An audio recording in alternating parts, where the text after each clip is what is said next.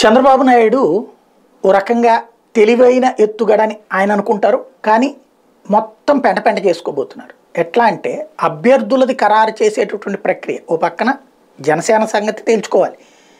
ఒకవేళ బీజేపీ వస్తుంటే బీజేపీది, లేదంటే కమ్యూనిస్టులు అంటే కమ్యూనిస్టులది.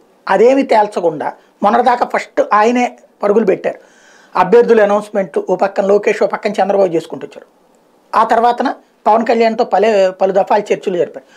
అకస్మాత్తుగా ఎన్ని ఆగిపోయినాయి, ఏం జరుగుతుందో తెలియదు. ఈలోపు వైసీపీ జగన్మోహన్ రెడ్డి వరుసపెట్టి పిలుస్తున్నారు. కొంతమందికి తీసేస్తామని చెప్తున్నారు, కొంతమందికి ఇస్తామని చెప్తున్నారు, కొంతమందికి ట్రాన్స్ఫర్ అని చెప్తున్నారు, వేరే చోట్లకి నియోజకవర్గాలకు మారుస్తున్నారు. ఈ కథ కంటిన్యూగా నడుచుకుంటూ వెళ్తుంది.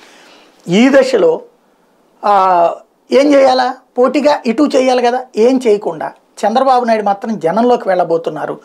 దాదాపు 25 సభలు ఈ నెలంతా నడుపుతారట. సంక్రాంతి తర్వాత నుంచి లోకేష్ కూడా సభలు సమావేశాలు నిర్వహిస్తారు.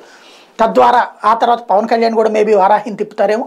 టోటల్గా సభలు సమావేశాలతో సాగుతా జగన్ తేల్చి లిస్టు ఫైనల్ చేసేదాకా ఆపడం ఒక ఎత్తు.